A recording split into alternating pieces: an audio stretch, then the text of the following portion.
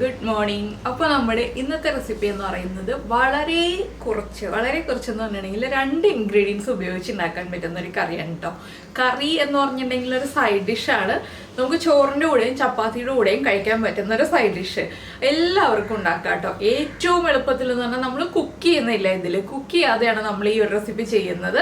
അപ്പോൾ നിങ്ങൾ ഉറപ്പായിട്ട് ഉണ്ടാക്കി നോക്കുക. ഒരു പ്രാവശ്യമെങ്കിലും ഉണ്ടാക്കി നോക്കിയിട്ട് ഇതിനെക്കുറിച്ചുള്ള ഫീഡ്ബാക്ക് ഒക്കെ പറയുക. അപ്പോൾ എന്താണ് നമ്മുടെ റെസിപ്പി എന്ന് വെച്ചിട്ടുണ്ടെങ്കിൽ നമ്മുടെ തക്കാളി ഉള്ളി ചമ്മന്തി എന്ന് പറയാൻ പറ്റില്ല, ഒരു സൈഡ് ഡിഷാണ്. തക്കാളി ഉള്ളിയും ചേർത്തിട്ടാണ് നമ്മളിത് ഉണ്ടാക്കുന്നത്. അപ്പോൾ നിങ്ങളെല്ലാവരും ഉണ്ടാക്കി നോക്കുക. എങ്ങനെയാണ് നമ്മുടെ ഈ തക്കാളി ഉള്ളി കറി ഉണ്ടാക്കുന്നത് നോക്കാം. കറി എന്ന് പറയാൻ കുക്കിംഗ് ഒന്നും ഇല്ലാത്തതുകൊണ്ട് കറി എന്നും പറയാൻ പറ്റില്ല. തക്കാളി ഉള്ളി കറി എന്ന് ഞാനിപ്പോൾ പേരിടുകയാണ്. അപ്പോൾ നിങ്ങളെല്ലാവരും ട്രൈ ചെയ്ത് നോക്കുക. നമുക്ക് എങ്ങനെയാണ് നമ്മുടെ റെസിപ്പി തയ്യാറാക്കുന്നത് നോക്കാം. നമുക്ക് നമ്മുടെ ഇൻഗ്രീഡിയൻസ് നോക്കാം. ഇൻഗ്രീഡിയൻസ് എന്ന് പറയാനും മാത്രം കാര്യങ്ങളൊന്നുമില്ല കേട്ടോ.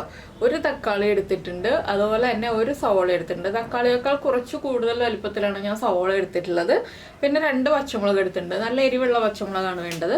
ഇതിലേക്ക് നമ്മൾ മുളക് പൊടിയോ കാര്യങ്ങളോ ഒന്നും ചേർക്കുന്നില്ല, അതുകൊണ്ടാണ് പച്ചമുളക് എരിവുള്ളത് വേണം എന്ന് പറഞ്ഞത്. നല്ല എരിവുള്ള പച്ചമുളകാണെങ്കിൽ 1 മതി. ഒരു മീഡിയം എരിവുള്ള പച്ചമുളകാണെങ്കിൽ 2 എടുക്കാം. ഇതിപ്പോൾ ഞാൻ 2 പേർക്കുള്ള അളവിലേക്കുള്ള കാര്യങ്ങളാണ് കേട്ടോ പറയുന്നത്. അപ്പോൾ ഈ സവോളയും പച്ചമുളകും ഒക്കെ നമ്മളെ കൊണ്ട് കഴിയുന്ന അത്ര ചെറുതായിട്ട് മുറിച്ചെടുക്കുക. എത്രത്തോളം ചെറുതാക്കാൻ പറ്റുമോ അത്രത്തോളം ചെറുതായിട്ട് മുറിച്ചെടുക്കുക. തക്കാളി ആണെങ്കിൽ ഓവറായിട്ട് പഴുത്ത തക്കാളി എടുക്കരുത്, ഒരു മീഡിയം പഴുപ്പുള്ള തക്കാളി എടുക്കുക. അതാണ് ടേസ്റ്റ്. പിന്നെ നമുക്ക് വേണ്ടത് വാളൻപുളിയാണ്. അത് നമ്മുടെ എത്രത്തോളം പുളിക്കനുസരിച്ച്, ചിലർക്ക് നല്ല പുളി ഇഷ്ടമായിരിക്കും, ചിലർക്ക് പുളി അധികം ഇഷ്ടമായിരിക്കില്ല, അതനുസരിച്ച് ചേർക്കാം. അപ്പോൾ ഇത്രയും കാര്യങ്ങൾ നമുക്ക് ആദ്യം ചെറുതായിട്ട് കട്ട് ചെയ്തെടുക്കാം. അതിനുശേഷം വാളൻപുളി എടുക്കാം. അപ്പോൾ ഞാനിതൊന്ന് ചെറുതായിട്ട് കട്ട് ചെയ്തെടുക്കട്ടെ.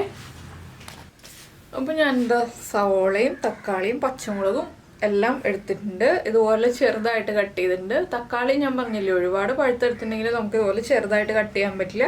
പിന്നെ ചെറിയൊരു അളവിൽ വാളൻപുളി എടുത്തിട്ടുണ്ട് കേട്ടോ. കുരുവില്ലാത്ത വാളൻപുളി ആയിരിക്കണം. ഇനി നമുക്ക് ഇതിലേക്ക് കുറച്ച് വെളിച്ചെണ്ണ, ഇതെല്ലാം ചേർത്തൊന്ന് മിക്സ് ചെയ്തിട്ട് കുറച്ച് വെളിച്ചെണ്ണ, നമ്മൾ പച്ചമുളക് ചേർത്ത് മിക്സ് ചെയ്യുമ്പോൾ കൈ പുകയാതിരിക്കാനാണ് ഇപ്പോൾ തന്നെ വെളിച്ചെണ്ണ ചേർക്കുന്നത്. ഒരു 1 ടീസ്പൂൺ വെളിച്ചെണ്ണയും ആവശ്യത്തിന് ഉപ്പ്. ഈ തക്കാളിയുടെ പുളിയും അതുപോലെ തന്നെ നമ്മുടെ വാളൻപുളിയുടെ പുളിയും എല്ലാം ബാലൻസ് ചെയ്യാൻ ആവശ്യമായിട്ടുള്ള ഉപ്പും ചേർത്തിട്ട് നന്നായിട്ടൊന്ന് മിക്സ് ചെയ്തെടുക്കുക.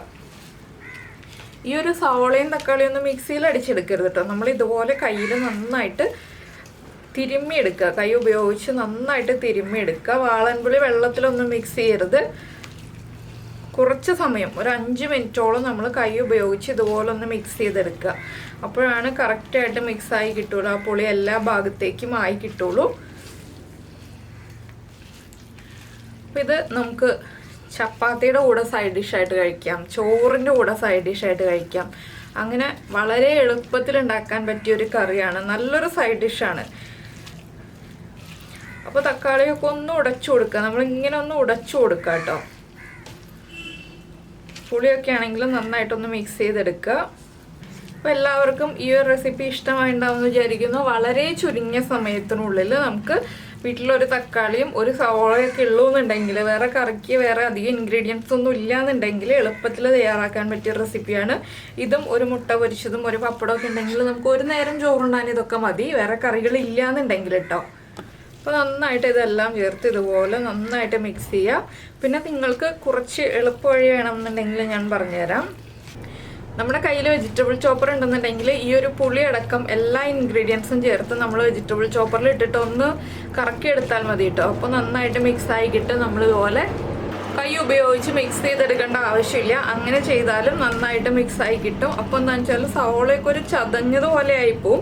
അപ്പോൾ അങ്ങനെ താല്പര്യമില്ല, സവോളയൊക്കെ ഇടയ്ക്ക് കടിക്കാൻ കിട്ടണം എന്നുണ്ടെങ്കിൽ നമ്മളിതുപോലെ കത്തി ഉപയോഗിച്ച് തന്നെ കട്ട് ചെയ്തെടുക്കുക. ഇനി നമുക്കതൊരു ബൗളിലേക്ക് മാറ്റാം.